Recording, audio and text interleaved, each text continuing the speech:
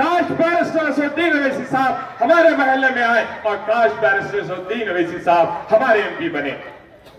वो शख्सियत आज आपके दरमियान आते हुए इत्तेहाद करते हुए इस बात को आपके रूबरू पेश कर रही है कि इंशाअल्लाह ताला जब आप अपना वोट बैरिस्टर असदुद्दीन अवैसी साहब के कहने पर कार को, अम्बासिडर को यानी रंजीत रेड्डी साहब के हक में अदा करेंगे तो न सिर्फ मजलिस इत्तेहादुल मुस्लिमीन के हाथ मजबूत करेंगे बल्कि टीआरएस को और ज्यादा मजबूत करेंगे और तेलंगाना राष्ट्र समिति का जो वर्क चल रहा है वो वर्क करने में हमें और सहूलत होगी। बैरिस्टर असदुद्दीन अवैसी साहब हो या अकबरुद्दीन अवैसी साहब हो, आप देखते हैं जब कभी कोई मामला अगर ये लोग ठान ले, कोई काम ये लोग अगर ठान ले तो फिर वो काम नहीं रहता, उसको कर कर ही गुजरते हैं। जब कोई चीज की बात वो लोग ठान ले तो फिर वो काम कर कर ही गुजरते हैं। कितना ही सख्त काम ना हो और कितना ही मसाइब हो, कितने ही मशाकिल हो और कितने ही दुश्मनान हमारे दरमियान मौजूद हो, बैरिस्टर असदुद्दीन अवैसी साहब जब कोई काम का बीड़ा उठाते हैं या अकबरुद्दीन अवैसी साहब जब किसी काम का बीड़ा उठाते हैं तो वो काम होकर रहता है। मेरे दोस्तों, ये कोई बात दोगली बात नहीं, ये तो मैं कह रहा हूं, ये खाली तकरीरी जुमले नहीं, आप सबके सामने अज़हर मिन शम्स है। आप तमाम लोग देखते हैं, रात दिन का मुशाहिदा है कि कितनी बेबाकी से काम किया जाता है।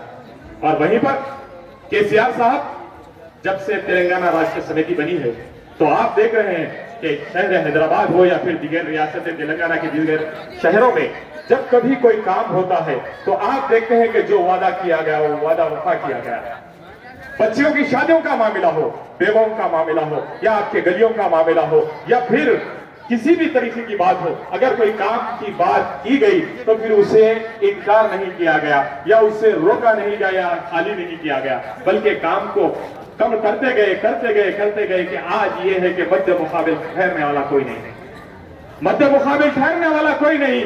बड़ी बड़ी हुकूमतें आ रही हैं, बड़ी बड़े सियासी जमातें आ रही है, दिल्ली से अपने आप को ओहदों पर बैठने वाले, अपने आप को प्राइम मिनिस्टर कहने वाले, अपने आप को हवालदार कहने वाले, ठेकेदार कहने वाले, चौकीदार कहने वाले, हर कोई आपके दरमियान आ रहे हैं।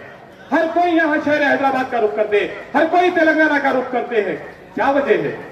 वजह यही है कि यहाँ के इत्तेहाद को तोड़ा नहीं जा सक रहा है। वो कोशिश करते हैं कि ये इत्तेहाद को तोड़ा जाए, यहाँ वो सीट निकाला जाए, लेकिन जब उनके शोला बयान मुखर्रिर भी यहाँ पर आए, बड़े बड़े बयानबाजियां भी किए, फिर क्या हुआ? बड़ी मुश्किल से अपनी एक सीट बचा पाए, बड़ी मुश्किल से अपनी एक सीट बचा पाए।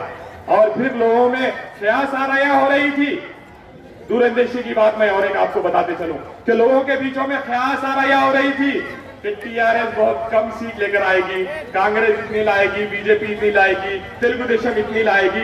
सब अपने अपने ख्यालात में मसरूफ। जनाब बैरिस्टर असदुद्दीन अवैसी साहब तशरीफ ला रहे हैं, आप लोग थोड़ी देर तशरीफ रखें। देखो देखो शायद कौन आया, barrister Asaduddin Owaisi, barrister Asaduddin Owaisi, barrister Asaduddin Owaisi, barrister Asaduddin Owaisi. आइए आपकी और हमारी हरदी नजीर शख्सियत, आपके दिलों की धड़कन आज स्टेज पर रौनक अफरोज है और हम उन्हें सुनने से पहले आपसे इजाजत चाहते हैं। अस्सलाम वालेकुम व रहमतुल्लाहि।